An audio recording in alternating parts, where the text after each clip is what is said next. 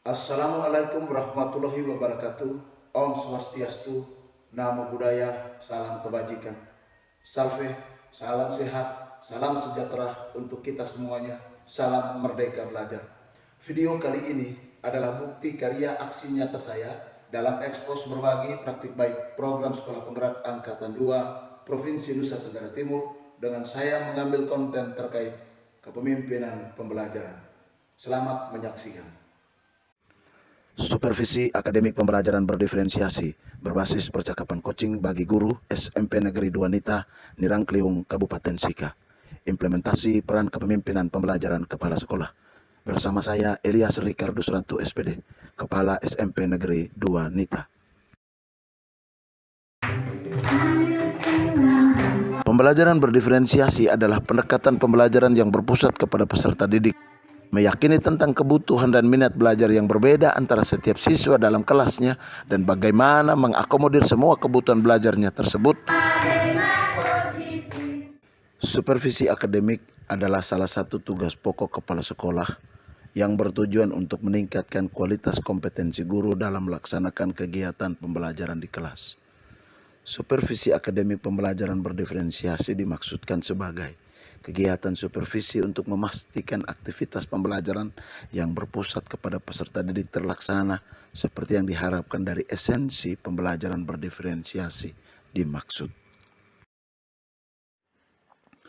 Coaching adalah salah satu kompetensi yang harus dimiliki oleh seorang kepala sekolah dalam membangun percakapan yang menumbuhkan pola pikir bertumbuh atau growth mindset dalam diri guru guna menggali potensi dan kompetensi diri guru untuk dimaksimalkan dalam menjawab atau bersolusi atas masalah yang dihadapinya.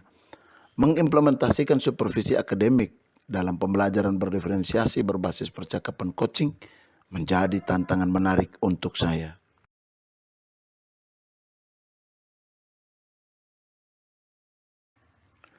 Kecenderungan guru yang terlalu merasa nyaman dengan metode dan pendekatan pembelajaran yang sudah dilakukan selama ini agak sedikit sulit membongkarnya, dan saya berharap melalui percakapan coaching akan menumbuhkan motivasi intrinsik dalam diri guru untuk bersolusi sehingga dapat mengimplementasikan pembelajaran berdiferensiasi secara baik.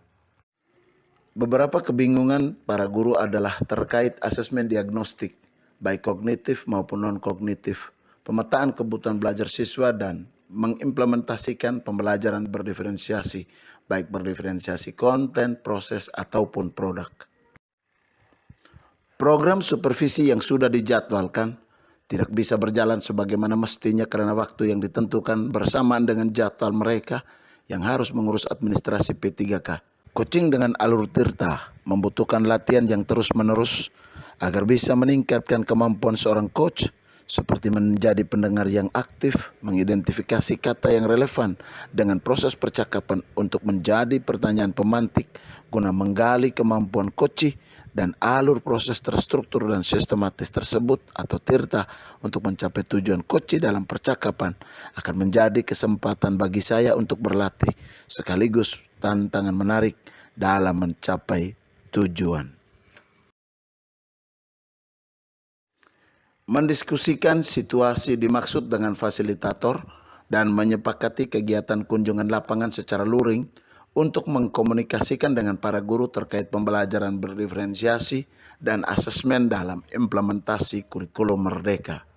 Merefleksikan hasil kunjungan lapangan fasilitator dengan menyepakati tindak lanjut belajar mandiri melalui platform Merdeka Mengajar, topik diferensiasi dalam pembelajaran, mengunduh RPP atau modul ajar berdiferensiasi dari PMM. Langkah selanjutnya adalah membedah dan merevisi kembali RPP atau modul ajar yang telah diunduh sesuai dengan konten materi yang akan diajarkan, serta berdasarkan kebutuhan lain yang relevan dengan kemampuan dan kesiapan dari masing-masing guru. Menyusun bersama jadwal supervisi dan menyampaikan pola supervisi yang akan dilaksanakan seperti yang digambarkan dalam bagan sederhana yang berikut ini.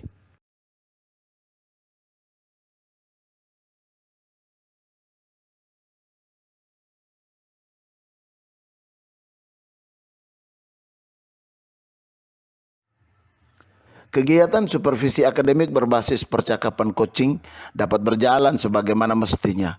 Walaupun dalam perjalanan prosesnya mengalami kendala waktu, namun membelajarkan saya untuk melakukan refleksi, dan hal ini saya lakukan dengan membangun pemahaman dan kompetensi baru dengan belajar mandiri dalam PMM terkait refleksi, dengan melakukan refleksi menggunakan pola situasi, makna, dan aksi, hingga akhirnya program supervisi dapat berjalan walaupun harus dengan menyusun kembali jadwal yang sudah ada.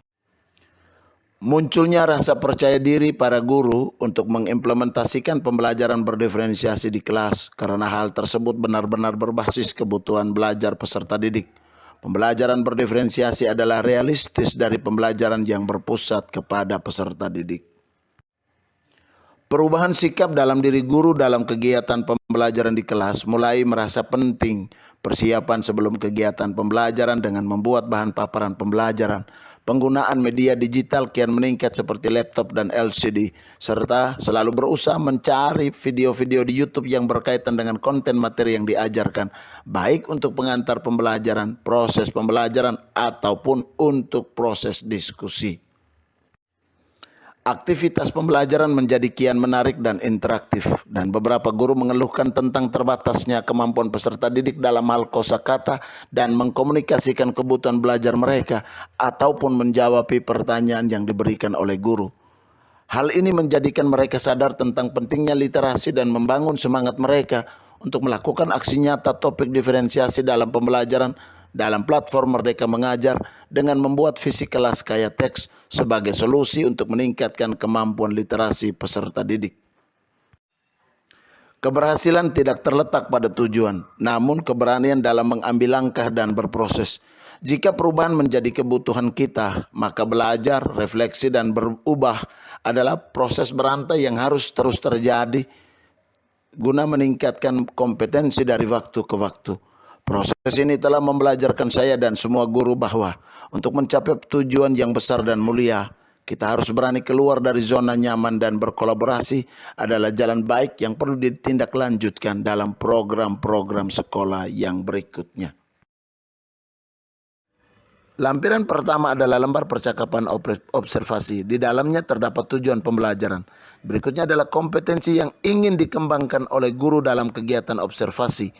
Ketiga, strategi yang akan digunakan dalam kegiatan pembelajaran, dan yang keempat adalah catatan dari supervisor sebelum observasi. Lembar yang kedua adalah lembar observasi pembelajaran. Di dalamnya terdapat kolom aspek dan strategi pengembangan. Ini menyangkut area kompetensi yang hendak dikembangkan oleh guru dan diobservasi oleh kepala sekolah. Secara implisit jelas menggambarkan bahwa supervisi ini berbasis kebutuhan guru dan bukannya kehendak supervisor atau kepala sekolah semata. Yang kedua adalah catatan pengamatan. Catatan ini diberikan oleh kepala sekolah terkait dengan aspek dan strategi pengembangan kompetensi guru yang ingin dikembangkannya. Yang ketiga adalah lembar percakapan pasca observasi pembelajaran. Di dalamnya terdapat catatan refleksi guru. Yang kedua adalah topik percakapan dan catatan. Dan yang ketiga adalah rencana tindak lanjut guru. Dan lembar yang berikut adalah lembar rencana pengembangan diri. Di dalam lembar rencana pengembangan diri terkait aktivitas pengembangan, tujuan yang hendak dicapai, ukuran atau indikator keberhasilan, pendukung atau daya dukung yang tersedia, dan kemudian adalah waktu eksekusi.